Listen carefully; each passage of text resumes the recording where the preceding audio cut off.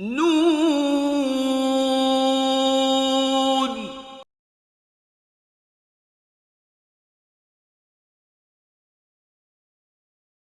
بسم الله الرحمن الرحيم. الحمد لله وصلى الله وسلم على سيدنا محمد رسول الله وآله وصحبه ومن والاه. بابەتی ئەم جارەمان لە بەرنامەی نون بریتیە لە چەمکێکی تر، چەمکی تەجدیدە. چەمکی تەجدید نوێگەری یاخود نوێکردنەوە یاخود نوێبوونەوە. ئەگەر مستەلەحە عەرەبیەکە وەربگرین ئەبێ بڵین نوێکردنەوە، چونکە تەجەدود نوێبوونەوەیە. بە هەر حاڵ چەمکێکی تری قورئانیە. تەجدید یاخود ئەم دەستەواژەیە نوێکردنەوە زاراوەیەکە وەک هەندێک لە زاراوەکانی تر مشتومڕێکی زۆری لەسرە، وەک زاراوەی چاکسازی یاخود ئیسلاح کە بەرامبەر بە ئاین بەکار ئەهێنرێ. ئایا ئامانج و مەبەست لێی چییە؟ ڕەنگە خەڵکێک بە نیەتێکی خراپ بەکاری بێنێ بۆ لە بەلا ڕێدابردنی ئاین، و خەڵکێکش بە ئامانجێکی زۆر باش بەکاری بێنێ کە مەطلبێکی شەرعیە وەکو لە قورئانە لە دەیان شوێنە ئەم مستەلەحە هاتووە. دەستەواژەی تەجدید واتە نوێکردنەوە یەکێکە لەو دەستەواژانەی کە مشتومڕێکی زۆری دروست کردووە. لە 30 ساڵێک بەر لە ئێستا یەکێک لە سەرۆکانی ئەمریکا ئەم دەستەواژەی بەکارهێنا لە کاتێکا کە هێرشکرایە سەر ئەمریکا. نزیک بە 30 ساڵێک بەر لە ئێستا گرفت و کێشەیەکی گەورەشی دروست کرد. پاشان هەندێک ڕەخنە ئاراستەی کرا. دواتر ئەم دەستەواژەیە بە حکمەوەی کە دەستەواژەیەکی دینیە و هەروەها شەرعیە، زاناگەلێکی زۆر ئیسفادەیان تەفعیلیان کردووە و ئەکرێکەوە ئەهلی دین و دین خودی خۆی سوودێکی زۆری لێ ببینێ و کاریگەری زۆر باشی هەبێ. زاناگەلێکی زۆر باس و خواستیان لێوە کردووە. تەجدید واتە نوێکردنەوە. نوێکردنەوەش دەلالت لەوە کە شتێک کە وجودی بووە لە مەوجود بووە، بەڵام غوباری لەسەر نیشتووە، ژەنگوژاری لەسەر نیشتووە، پێویستە کاکە گۆڕانکاریەکی تا بکرێ بۆی کە نوێ بکرێتەوە. تەجدید بە واتای گەڕانەوەیە بۆ ئەسڵ. تەجدید بەو واتایە شتێک کە کۆن بووە بتوانین گۆڕانکاریەکی تیا بکەینەوە، بگەڕێتەوە بۆ منبعی سافی خۆی، کانیاوی پاک و خاوێن و پاڵفتەی خۆی. ئەهلی دین، ئەهلی ئیسلام مەبەستیان لە تەجدید ئەم حاڵەتەیە کە تەجدید لە خودی دەقەکانە ناکرێت دوای ئاماژەی پێکەین، بەڵکو تەجدید یاخود نوێکردنەوە لە تەدەیون دینداری یاخود لە تێگەیشتنی دین و دینداریە ئەکرێت. سیرەی پێغەمبەری خوا صلی الله عليه وسلم معیارێکی باش و بەهێزە بۆ ئەم نوێکردنەوەیە کە سیرەکەی ژیاننامەی باسی زۆر لە حاڵەتی نوێبوونەوە و نوێکردنەوەمان بووەکە پێغەمبەری خوا صلی الله عليه وسلم. دین خۆی یەکە، ئوسوول لەگەڵ قەطعیات، بنەماکان لەگەڵ شتە جێگیرەکان، ثەوابت لە دینا یەکە، بەڵام ئەوەی کە گۆڕانکاری بەسەرادێ ئالیاتە، ئامرازەکانە و تێگەیشتنی مرۆڤەکانە بۆ دین بەواتایەکی تر دینداریە،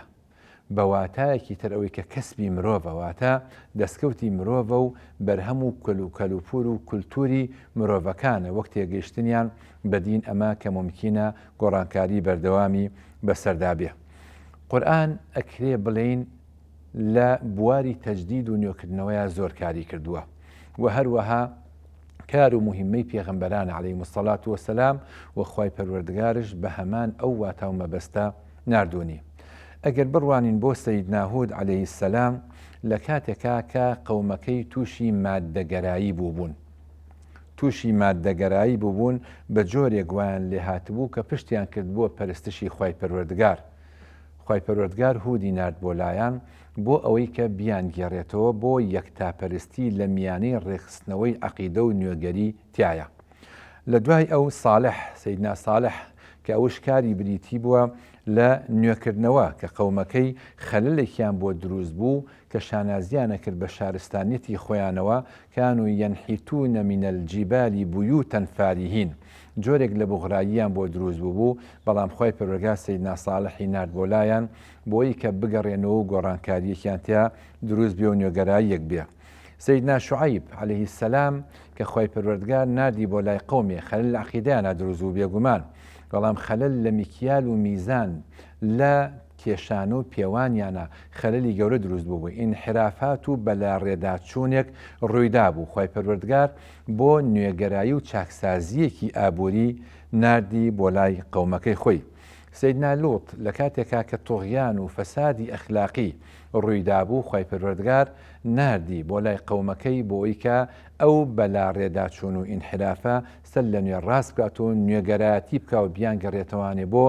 سەر بنچینە و ئەساسی سەرەکی خۆیان. موسا عەلەیهی سەلام یەکێکە لە ئول عەزم. خی پەروەردگار کاتێ نردی کەوا تووشی قەومەکەی تووشی تۆغیان بوون. تۆغیان لە حکمە، تۆغیان لە مالە، تۆغیان لە حکمە کە لە فێرعەون ناخۆیە بینیەوە، تۆغیان لە ماڵ و سەرۆت و سامانە لە قارون ناخۆیە بینیەوە. بۆیە خی پەروەردگار بۆ دوو نوێگەرایی و نوێبوونەوە نردی. یەکەم بۆ ڕوبەڕووبوونەوەی ئیستیبدادی حکم و دەسەڵات دیکتاتۆریەت و هەروەها بۆ سنوور بەزاندن لە مادەگەراییە وەکو لە قارونە هەبوو. لە دوای پێغەمبەری خوا صلی الله عليه وسلم سەیدنا محەممەد تەجدید یاخود نوێبوونەوە یان نوێکردنەوە سپێراوە بە زانایان. زانایان کە ڕێژەیان زۆرە، هەر یەکە لە شوێنێکاژین و هەر یەکە لە زەمانێکاژین. ئەرکی سەرشانی ئەوانە منوتە بەوان بە زانایان کە هەسن بە مهمەی نوێکردنەوە لە کاتێکە خەلێک دروستە بێ. لە هەر شوێنێکە هەر کەلێنێک دروست بوو تۆز و غوباری هەر گوناه و تاوان و ئینحراف و لادانێک ڕوویدا لەسەر زانایان پێویستە لە زەمەنی خۆی لە مەکانی خۆی بە دیاریکراوی هەستێ بە ئەنجامدانی چاکسازی و پێداچوونەوە و هەروەها نوێکردنەوەی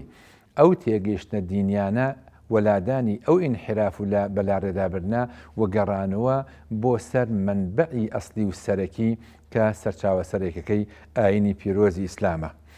زۆر جار تەجدید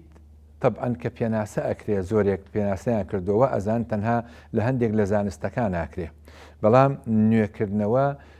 تێگەیشتن و چەمکێک و مەفهومێکی زۆر گشتگیرتری هەیە کە هەموو بوارەکان ئەگرێتەوە. چەمکی کۆمەڵایەتی ئەگرێتەوە،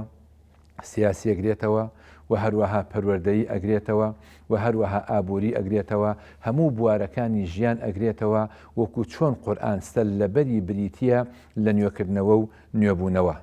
ئەتوانین بڵین کەوا نوێکردنەوە تەنها زانستەکان ناگرێتەوە بەڵکو هەموو بوارەکانی تەگرێتەوە وەکو زانستەکان ئەگرێتەوە. نوێبوونەوە شمولی وەحی ناکا وەکو دەق، بەڵام شمولی جانبی دینداری و تێگەیشتنی ئینسانەکانەکە بۆ دین. ئەم چەمکە بریتێ لە چەمکێکی گرن، بۆیە ئێمە ئەمڕۆ و توێژەکەین لەسەر ئەم چەمکە بە شێوەیەکی گشتی کە ئومێدمان وایە هەمووان لێی سودمەند ببین. ئەچینە خزمەت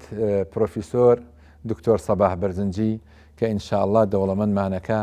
بەدید و بۆ چوون و سەرنجەکانی سەبارەت بەم چەمکە گرنگە. زۆر سپاس بۆ جەنابەت بە ناوی خوای بەخشندە و میهرەبان. زۆر دڵخۆشین بەوەی کە لە دیدارێکی ئاوادا لە خزمەت جەنابەت و جەنابی کاک دکتۆر حسین قسە بکەین لەسەر بابەتێکی گرنگ و جونگەیی بەو دەواازە جوانەی کە جەنابەت پێشکەشت کرد، مەسەلەی تەجدید و گۆڕانکاری یا بڵێن تازەبوونەوە و تازەکردنەوە، نوێبوونەوە و نوێکردنەوە، تەکاندنی غوبار و تەپوتۆزی ساڵانی پێشوو لەسەر ڕوخساری چەمکەکان یا لەسەر ڕوخساری تێگەیشتنەکان. خۆی ئێمە لە جیهانێک ئاژین، جیهانی نوێبوونەوەی. ئەم جیهانەی کە تایین هەموو ڕۆژێکی تازە لاپەڕەیەکی نوێیە لە ژیانی ئینسانەکانە، چوەکو تاک، چوەکو کۆمەڵ، چوەکو خێزان، چوەکو دەوڵەت، چوەکو هەموو گەردوون کە چەرخێگەخوا یان سوورێگەخوا لەم سوور خواردنەیە نەفەسێکی تازە دێتە مەیدان. ئەم نەفەسە تازە ئەبێ وامان لێ بکە ئەمڕۆمان لە دوێنێمان جیاواز بێ، چ لە ڕووی مەلەکاتی عەقلی و چ لە ڕووی بەرهەم و سلووکی ڕۆژانە. ئێمە وا خوای پەروەردگار وای دروست کردوین کە مەیلمان بەرەو تەکاملە، مەیلمان بەرەو ئەوەیە کە گەشە بکەین. ڕۆژ بە ڕۆژ نمووی جەستەییمان ئەوەستێ، بەڵام نمووی عەقلی و گەشەی عەقلیمان، گەشەی فکریمان، گەشەی دینداری و ئەخلاقیمان نابێ بوەستێ. ئاینەکان هەر هەمویان وەکو جەنابەت سەردێکی جوانت کرد ڕعایەتی ئەم وەزعیان کردووە بە نیسبەت ئینسانەوە. مجموعەیە چەمکی نەگۆڕ هەیە و مجموعەیە چەمکی گۆڕاو هەیە. مجموعەیە چەمک هەیە کە بە تێپەڕینی کات و بە گۆڕانکاری لە شوێن و لە جوغرافیا و تەنانەت لە پێداویستیەکانە ئەو چەمکانە گۆڕانیان بەسەران نایە. خودی حقیقەتی مرۆڤ ناگۆڕێ. یعنی ئەگەر کەسێک 50 ساڵ 6 ساڵ 70 ساڵ تەمەن بکە، ئەگەر لە یەکەم ساڵیەوە تا کۆتا ساڵی ڕسمی بگری، ڕسمەکان لە ڕیزا دابنی لەسەر دیوارێک تەماشاکەی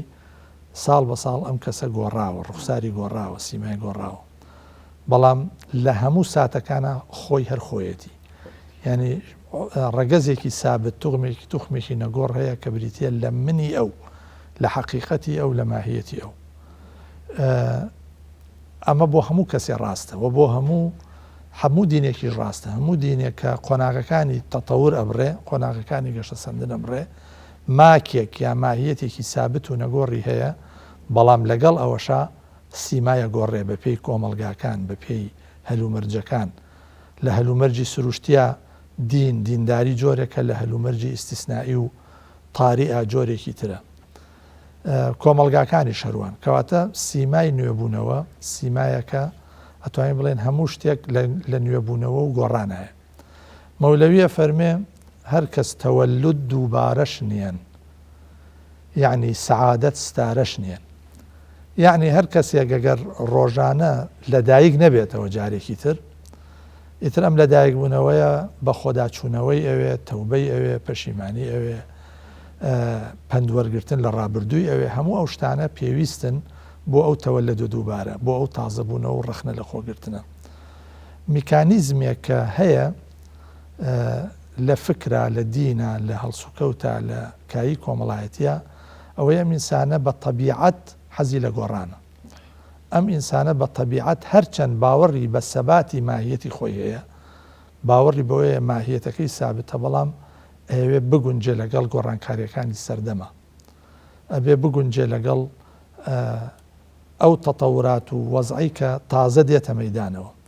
بەڵام لە هەمان کاتە هەر ئەو ئینسانە کە باوەڕی بە گۆڕانکاری هەیە، باوەڕیشی بە پابەندبوون هەیە،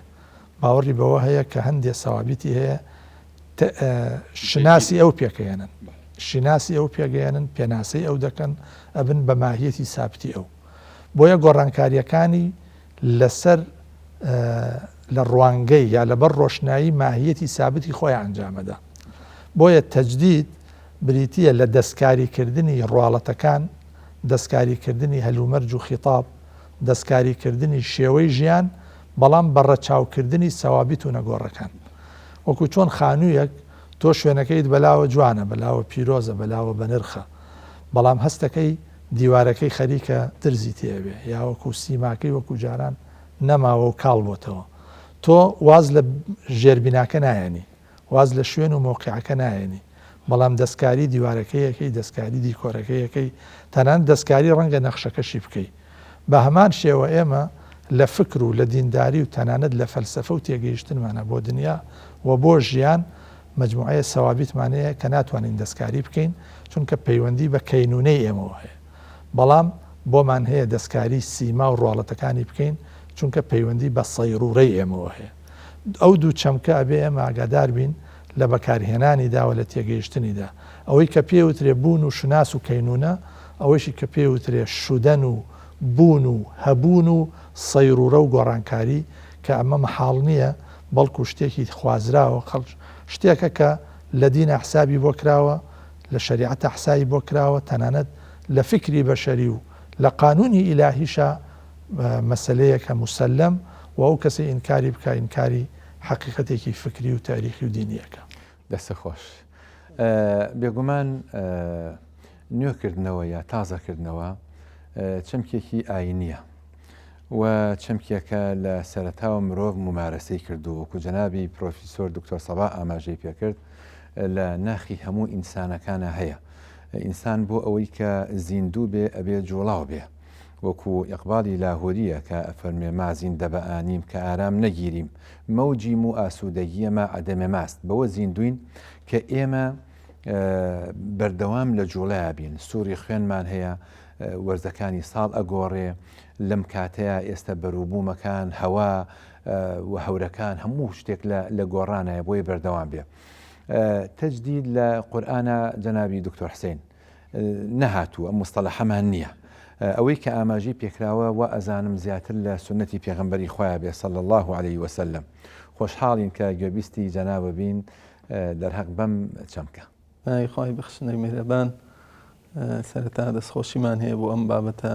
زیندووە. طبعا تجدید وەکو جەناب فەرموود لە قورئانە وەکو وشە نەهاتووە، بەس وەکو معنا وەکو مەفهوم وجودی هەیە و حضوری هەیە. تەنانەت هەر قورئان بۆ خۆی بۆ تەجدید هاتووە، بۆ تەجدیدی فکری بەشەری هاتووە، بۆ ڕاستکردنەوەی ئەو لادانەی کە ئومەتان لە فکری ئیلاهیە لە پەیامی خوایە لایەنداوە بۆ ڕاستکردنەوە و لادانی ئەو تەڕەسوباتە هاتووە. طبعا بەڵام وەکو وشە بە وشەیە لە قورئان نەهاتووە. و لە فەرموودەکانیشە ئەوەندەی من ئاگادار بم لە 4 فەرمودەیە وشەی یعنی وەکو جەزر وەکو ئەسڵ لە 4 فەرمودەیە هاتووە. دیارترین فەرمودەیان ئەو فەرمودەی پێغەمبەرە صلی الله عليه وسلم کە أبو داود ئەیگێڕێتەوە فەرمێ إن الله يبعث لهذه الأمة على رأس كل 100 سنة لە هەندێ ڕوايەتە سەنەتەکەنیە من يجدد لها دينها. أما دیارترین يعني مفهومة يعني وشەشە کە لە يجددو هاتووە لەو دەقەیە و لە حەدیث تریشە لە 3 حەدیث تریشە هاتووە كان فاسألوا الله أن يجدد إيمانكم لكم إيمانكم جددوا إيمانكم بقول لا إله إلا الله. هرسنا أم حديثة هندك بيان ضعيفة بلام بمجموعي رجكاني علماء فرمون أبي بحسن حديثي تريشمان هي الأيام والليالي لي أجددها. والحاصل أم تم كأم وشيء وشيء يعني وكو مفهومي شو وكو جزري وشكش هاتووە لەو فەرمودانەیە. دیارترینە ئەو فەرمودەی پێغەمبەر صلی الله علیه و سلم فەرمودەکەی یەکەم ئین ئەگەر هەندێ ڕاهەستانی لەسەر بکەین. طبعا قسە و باسی زۆر لەسەر کراوە چونکە ڕاستی ئەم حەدیثە وەکو بڵێ یەکێکە لە میزاتی نبووە، یعنی یەکێکە لە ینی وەکو جۆرێکە لە ئەعجازی مستەقبەلی، یعنی شتێکە کە دەلائیلی نبووەیە. بەڵێ دەلائیلی نبووەیە، باسی داهاتوومان بۆ ئەکاکە لە هەموو 100 ساڵێکی لە هەموو سەری 100 ساڵێکە یان لە هەموو 100 ساڵێکە خوای گەورە خەڵکانێک ئەنێرێ کە ئیمانیە کە دینیان بۆ تازە کاتەوە، دینەکەیان تازە کاتەوانێ. ئەمە خۆی لێرە ئەگەر بڵین بەشی یەکەمی حەدیثەکە إن الله يبعث لهذه الأمة على رأس كل 100 سنة. أما طبعا قسەیان لێ کردووە علەما ئەفەرمون لە باسی 100 سنة ڕەسەکە مەبەست ئەوە نییە لە سەرەتای قەڕنەکە بێ لە ئەخیری قەڕنەکە بێ، ئیتر زیاتر مەبەست کۆی ئەو 100 ساڵەیە لەو 100 ساڵەیە خەڵکانەوە دەست پێکە لە وەفاتی پێغەمبەر صلی الله عليه وسلم لە هیجرەوەیە لە لەدایکبوونی ئەمە هەمووی قسە و باسی لێ کراوە. طبعا تەفسیری هەندێک تەفسیر و ئیجتیهاداتی تیا کراوە. ئێستا بۆ ئیمامی سوبکی یعنی لەگەڵ سیوطیە بۆ چوونێکی زۆر وەکو بڵێ تۆزی جیاواز و شازیشیان هەیە لە تاو عولەمای تر و أهلي حديث وشراح حديثي ترى إمام السبكي ريزيانك على استنادك أبو حديثك ضعيف ك على المجددون منا أهل البيت. أما حديثك ضعيف أو صحيح نية أو على من أهل بيته نبيني وأهل مجدد من نبيني من أهل بيته. أما انصرافك أبو شافعي كان كشافعي بخوي أهل بيته بيتهر شافعي كان بن مجدد الريزيانك حود مجدد ريزك هتا سردمي خوي كان عمر بن عبد العزيز ودواي لو دس بيك دواي إمامي شافعي انزا ابن سريج دواي إسفرايني وغزالي والحاصل هتا سردمي خوي ريزيانك نخوي وسيوطية إمام سيوطي طوابيك إمام سيوطي لحوصتي هجرية وعليه والسابع الراقي إلى المراقي ابن دقيق العيد باتفاق والثامن الحاصل هاتان وين فضلك وين كارينا دواي إن شاء الله دوام وايا خوش مجدد بم قرنينو هاجيا لەم عەسرە داواکەم خوایە منیش مجدد بموانە ئەم جۆرە تەفسیرە لەسەر وشەی من ئەهلی حەدیث بۆکو بڵی زۆربەیان شڕاحی حەدیث بە غەڵەتی ئەزان چونکە من لە زمانی عەرەبیە هەم بۆ فەرد هاتووە بۆ مفرەد هاتووە هەم بۆ جەمعیش هاتووە ومنهم من يستمع إليك ومنهم من يستمعون إليك أما ليرة يكان بو مفرد يكان بو جمع لبرو ابن حجر رحمة الله بأفرمي أما ليرة أما بس يكزنية كوملق لأهل تجديد كوملق لعلماء تجديد دين أكان نق يكز سنك أو وقت دليل نبوة ضعيف درجة جاري وهي أو كسا اتفاقي لسرني لسر تجديد بهرحال طبعا دينهمش جناب دي إشارة بشتيكي جوان كرد دينهم بس بيونية دين ونصوص تجديد بن تدين أو هما دينها حديثك على دينها يعني أقرتها كبو أمر دينها أو رواية ضعيفة أو أمرك ضعيفة لا بس الله دينها يعني دين الأمة نك دين الله بس في تديني يعني كواته يعني أو فهمان بو دين تجديد أبي وطازة أبي تواني دس خوش دوينا وبرك أقرينه نون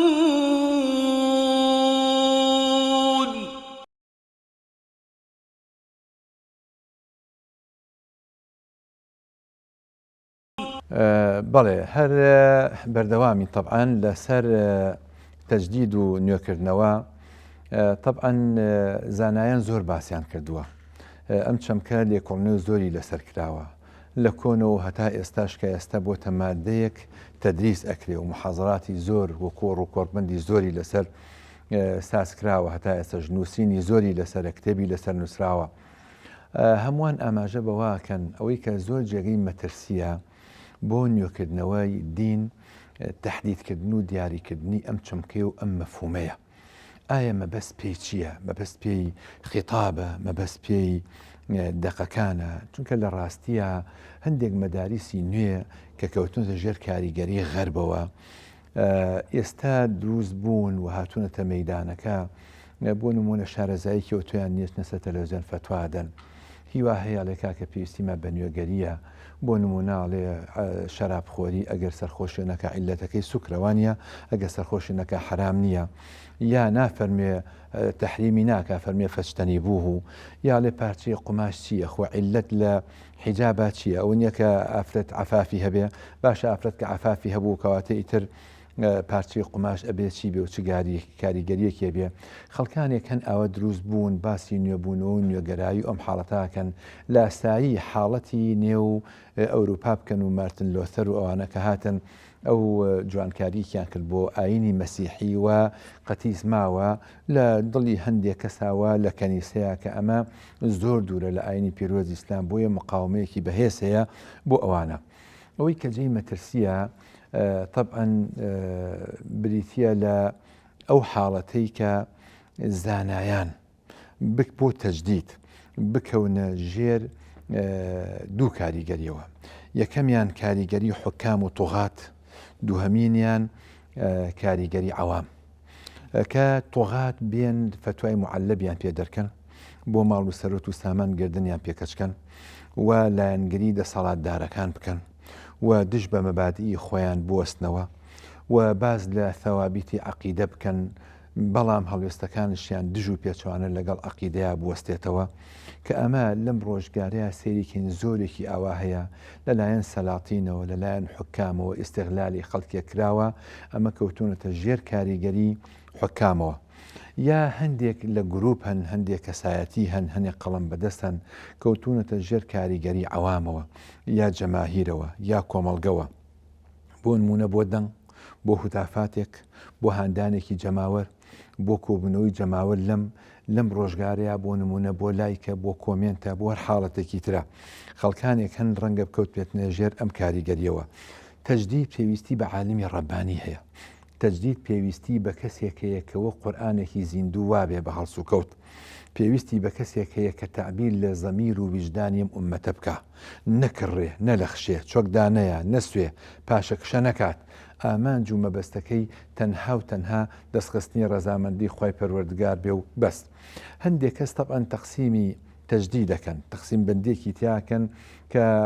بۆکو دکتۆر ئاماژەی پێکرد زۆرینی هەرە زۆریان نیسبەتی تەجدید دەیەن بەلای فەردا زۆرینی هەرە زۆری زانایە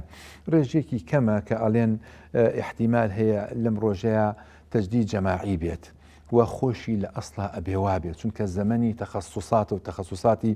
زۆر زۆر ورد و دەقیقش سەردەمی عالمی وەسوعیمان نەماوە ئیمامی تەبەری نەماوە کە عالم و وەسوعی بێ لە تاریخە لە ئوسوولە لە تەفسیرە 30,000 لاپەڕە بنووسێ لە تەفسیرە لە دوایە بە مەشۆرەتی تەلەبەکان کەمی بکاتەوە بۆ 3000 یا خەڵکانێکی ترمان هەیە وەکو مەوسوعی بۆ وەکو ئیمامی سیوطی بە ڕەحمەت بێیاخوا ئەم لەم ڕۆژگارەیە پێویستیمان بە تەجدیدێک هەیە کە بنەماکەی جەماعی بێ کە کۆ ببنەوە جاری وا هەیەم تەجدیدە ڕەنگە جەمعێک کەسێ بەم تەجدیدە یا مەجنیە تەجدید هەل لە دین نابێت جاری وا هەیە لە بواری فەلسەفەیە جاری وایە لە اقتصادایە جاری وایە لە حکم و لە جیهادایە هەر جاری وایە لە بواری پەروەردیایە بۆ نمونە کەسایەتیەک هەڵەکەوێ ئەم کەسایەتیە کە هەڵەکەوێ مەرجنیە ئیلا لە بوارێکی دینی مەحزا بیکە بەڵام لە بواری چەسپاندنی عەدل و دادگەری و لە حکم و ئەمانەیە طبعاً ئەمە لایەنە دینەکەش هەر ئەیگرێتەوە مەرجدانراوە ئەزانم بۆ ئەم زانایانی کە مجەدیدن مەرجی زۆر دانراوە کە بێ عالم بێ و دانا و زانا و بێ بە عیلمەکەی عیلم بکا و عمل بکا و ئەنجا بێ کەسایەتێکی ڕەبانی بێ و ئەنجا عیلمەکەی ئەبێ گشتگیر بێ و ئەبێ مەوسوعی بێ و تەنانەت وازم ئیمامی سویوطی دکتۆر حسێن زۆر ئاماژەی بەم حاڵەتانە کردووە لێرەوە ئێمە ئەمانەوەیە ئەگەر بمانەوێ وەک تیۆری وەک بیردۆزەیەک وەک نەزەریەیەک قاڵبێک دابنین بۆ تەجدید جەنابی دکتۆر سەباح ئەبێ چی بکەین مۆزوعەکە بەڕاستی زۆر پەلوپۆدارە و گۆڵێ ئەم هەویرە ئاوی زۆرە کێشێ بەس لەو ماوە کورتەیە کە تەرخان کراوە بۆم بەرنامێ ئێمە تەناتوانین هەندی ئاماژە بین یەکەم ئەم بابەتە بابەتێکی ئەچێتە ناو دیراساتی بەینی ینی میان ڕشتەیی ینی چەندین اختصاص تایە کۆ بنەوە بۆ دیاریکردنی ماهیەتی تەجدید بەشێکی پەیوەندی بە ئایناسیەوە هەیە بەشێکی پەیوەندی بە فەلسەفەی ئاینەوە هەیە بەشێکی پەیوەندی بە فەلسەفەی کۆمەڵایەتی و کۆمەڵناسیەوە هەیە هەندێکی پەیوەندی بە لایەنی فقه و شەریعەت و یاسا و عەقیدە و بیرروباوەڕۆ هەیە یعنی هەر حەقلێ لە حەقلەکان لە بواری دین و دینداریە بۆیان هەیە بەشدار بن لە مەسەلەی تەجدیدە چونکە کەیتە سەر تەجدید ئەبێ باسی ئیجتیهادیش بکەیت کەیتە سەر باسی ئیجتیهاد ئەبێ باسی ئیجتیهادی دەستە جەمعی و باسی ئیجتیهادی تاکە کەسیش بکەیت کەیتە بواری ئیجتیهاد لە فقه باسی ئیجتیهاد لە عیلمەکانی تریشا بکەیت کەیتە سەر باسی ئیجتیهاد لە موسسەی دینیە یا تەجدید لە موسسەی دینیە ئەبێ باسی تەجدید لە زانکۆکان و ئەکادیمیاکانیشا بکرێ لە پەروەردە و خوێندنا بکرێ کەیتە ئەو باسەوێ باسی کرانەوەی دەسەڵاتی سیاسی بکرێ ینی ئایا دەسەڵاتی سیاسی چەنە باوەڕی بە ڕەخنە هەیە چونکە بەبێ ڕەخنەگرتن لە خۆت بەبێ ڕەخنەگرتن لە وەزعی ئێستا بەبێ دەستنیشانکردنی کەم و کورتیەکان و ئاستەنگەکان تۆ چۆن نەتوانانی قسە لەسەر تەجدید و تازەگەری بکەیت ئەگەر کەسێ ئەو پەڕی دواکەوتوو بێ بەڵام خۆی بە پێشکەوتوو بزانێت تۆ چۆن قەنەعەتی پێیەکەی تەجدید بکە کەسێک ئەو پەڕی دیکتاتۆر و داپڵۆسێنەر بێ چۆن قەنەعەتی پێیەکەی سیستمێکی سیاسی جەماوەرپەسەند سیستمێکی دروست پەیڕەو بکە بۆیە هەموو لایەنەکان بەشدارن لەوەی دیاریکردنی ماهیەتی تەجدید ڕەگەزەکان و ڕوکن و پایەکانی تەجدید یەکەمیان ئەو کەسەیە تەجدیدەکەیەکە دووهەمینیان ئەو بابەتەیە تەجدیدەکەی تیاکرێ سێهەمینیان ئالیەت و میکانیزمەکانە چوارەمینیان زانینی بایس و ئەسباب زانینی مەوانیع و کۆسپەکان ئەو مەرجانی کە دائەنرێ بۆ ئەوەی تەجدیدی تی ئەنجام بدرێت ئەو کەسە تەجدید بکە خۆلاسە هەموو ئەمانە پێکەوە یا کە باسی تەجدید لە دینە ئاکرێ مەبەستی تەجدیدە لە چییە لە زمانی دینە مەبەستی تەجدید لە مؤسسەی دینیە تەجدیدە لە خیتاب و لە گوتارە تەجدیدە لە مەصادری فکری دینیە تەجدیدە لە مؤسساتە لە مزگەوتمان ئێستا چۆن بێت چۆن مزگەوت دوالێ بکەین ڕۆڵی کاریگەری هەبێ ڕۆڵی بنیادگەری هەبێ لە پێکەیاندنی تاک و کۆمەڵە خۆلاسە هەموو ئەم ڕەگازانە پێکەوە شتێک دروستەکەن بە ناوی تیۆریای تازەگەری و تازەکردنەوە. ئەم تیۆریایە ممکنە هەر بیرمەندێ بۆ خۆی تیۆریایەکی هەبێ، چۆن ئەمانە لە شوێنە کاکۆوەکەیتەوە کە قسە لەسەر مۆزوعە بکەن و دەسەڵاتی سیاسیش پاڵپشتیان بێ بۆ مۆزوعە و قبوڵیشیان هەبێ لەلایەن خەڵکەوە. ینی بۆی نییە و کەسی کە باسی تەجدید لە دینەکە بۆ خۆی شناسێکی دینی نەبێ، بۆ خۆی لە ناو خەڵکە متمانەی خەڵکی دینداری بەدەست نەیەنابێ. ئەمانە هەموو پێکەوە ئەکرێ گەڵاڵەی تیۆریایەکی دینی پێ بکرێ لەسەر تەجدید و تازەگەری ئەوە بە کورتی خۆش. دکتۆر حسین، بربەست و پەرچ و لەمپەرەکانی ڕێگای نوێبوونەوە و نوێکردنەوە بێچی بێ؟ طبعا هەموو نوێگەریەک کۆمەڵی عقباتی زۆری هەیە کاگتۆر کە ئاماژەیدا بە ئەو بڵێن پێداویستیانەی بۆ ئەو تیۆریە ئامادە ئەکرێت کە ئەبێ ئامادە بن ئەنجا عملیی تەجدید پێ ئەگا و دروستە بێ و حتمما ئەمەش یەکێک لەو شتانەی کە ئەوێ لە مەراحلی تەجدیدا یعنی ئیشی لەسەر بکرێ بڵین تەذلیلی ئەو عقبە ئەو ڕێگریانەیە، چونکە کۆمەڵی ڕێگری زۆر هەن لە بەردەم ئەم ئەمەلیە. یەکێک لەوانە مەسەلەی تەقلیدە، یعنی بەسمان تەقلیدی فقهی نییە وەکو ئەو تەقلید بە معنە عامەکەی خەڵکێک هەیە حەزەکات دەست بە شتە کۆنەکەەوە بگرێ، حەز ناکە هیچ گۆڕانکاری بکە، یعنی پێی سەرسووکیە بۆی سەری سووکە هیچ گۆڕانکاری ناکات، وەکو بڵێ هیچ نوێگەریەک ناکات، ئیتر هیچ ماندوو نابێ، هیلاک نابێ. ئەمە یەکێکە لەو عقبانەی کە زۆر جار هێتە سەر هێتە ڕێگەی تەجدید. هەندێ ئەعراف و عادات و تەقالید جاریوە هەیە ڕێگریە لە تەجدید لە مەسائلەکە کۆمەڵایەتیەکانە لەکە حتا سیاسیەکانە، یان لە مەسلەی دینیە حەسری هەندێ شروح و تەفسیرات بۆ نوسوسەکان لەسەر هەندێ کەس یا لەسەر هەندێ تەفسیر، ئەمە زۆر جار ڕێگرێ لە تەجدید.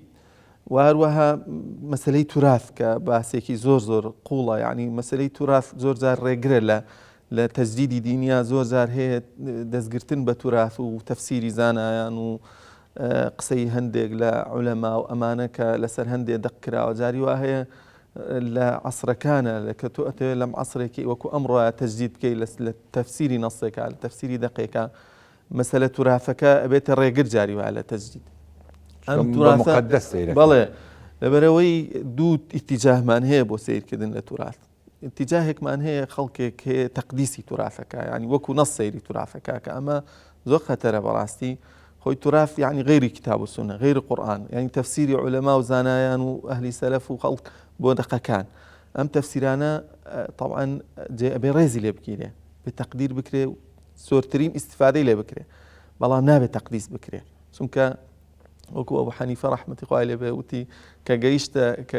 فلان و فلان غەیری سەحابە ئیتر منیش ئیجتیهادەکەم.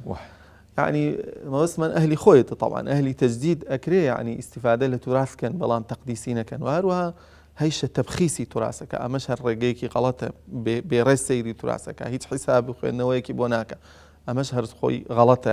لە مەسەلەی تەجدیدە. بۆیە ئەکرێ لەم نێوەندگیریە سوود لە توراث وەربگیرێ، نەکرێت بە عەقەبەیەک لە بەرامبەر تەجدید و نوێگەریە. و هەروەها هەندێک قەناعات و ئیتیجاهاتیش، هەندێک قسە و ئەقاویلی جاری وایە ڕێگرە لە تەجدید، ئەبێتە شتێک کە پاشخانێکی سیر دروستەکە، خەڵکێک ڕایەنێ لەسەر، ینی بۆ نمونە هەندێک قسەمان هەیە لە کتێبە فقهیەکانە کە جاری وایە هەر وەکو تەواضع وتراوە، ما تەرەکە الأولون للآخرین، یعنی هیچیان نێشتۆتەوە، هەمووی باس کراوە، یان لەیس بالئیمکانی ئیبداع ما کان. خۆی لە ڕاستیە ئەم قسانە ڕەنگە ئەوانەی کەوتوشیانە هەر وەکو تەواضعێک فەرموویان، ئەگینا خۆشیان تەجدیدیان کردووە، بەزی تر سیرەکەی لە هەندێک مەراحیلە جاری وایە بۆتە ڕێگر لە عەسری تەقلیدار. وها شتی تریشمان زۆرە وەکو ڕێگر، لەوانە هەندێک کەس هەیە هەر دوژمنی تەجدید، هەر حەز ناکە، وەکو خۆی وا تەوقیت کردووە کە